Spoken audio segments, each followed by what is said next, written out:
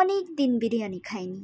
বিরিয়ানি আমার পছন্দের তালিকার প্রথম খাবার না হলেও 1-2 মাস না খেলে মনে হয় ওই কি একটা যেন মিস করছি।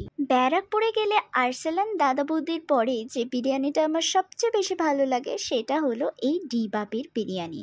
আর সেই ভালো লাগার অন্যতম কারণ হলো এদের মাটন পিসের সাইজ। ব্যারাকপুর ছাড়া বিরিয়ানিতে এত বড় সাইজের মাটন পিস আমি কিন্তু অন্য কোথাও খুব একটা পাইনি। বিরিয়ানি ছাড়াও অর্ডার করেছিলাম ওনাদের আর একটা স্পেশালিটি মাটন লিভার ফ্রাই বা কারি। এটা আর কিছুই না, বাড়িতে ছোটবেলায় মা মেটে চচ্চড়ি বা মেটের তরকারি রাঁধতো না, ওটারই একটা রেস্টুরেন্ট ভার্সন। আমরা অর্ডার করেছিলাম একটা স্পেশাল মাটন বিরিয়ানি, যেখানে দুটো বড় সাইজের আলুর সাথে ছিল দুটো এইরকম জাম্বো সাইজের রেওয়াজি mutton piece.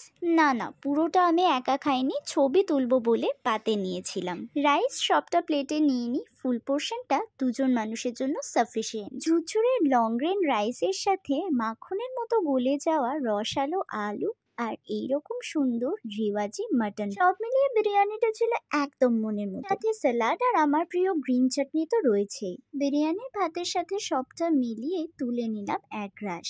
1 plate special mutton বিরিয়ানির দাম পড়লো 600 টাকা। এরপর আসি লিভার কারিটার কথায়। গ্রেভিতে তেল মশলার পরিমাণটা একটু মাত্রাতিরিক্ত লাগলেও এর স্বাদ ছিল অপূর্ব। মাটন লিভারের পরিমাণও ছিল মোর দ্যান সাফিসিয়েন্ট। গ্রেভিতে মিষ্টির ভাগটা একটু বেশি হলেও ধনে পাতার ফ্লেভারটা একটা অন্য মাত্রা এনে দিল। গ্রেভিটা বিরিয়ানির সাথে ভালো লাগলেও খুব মিস করছিলাম হাতে গড়া রুটিকে।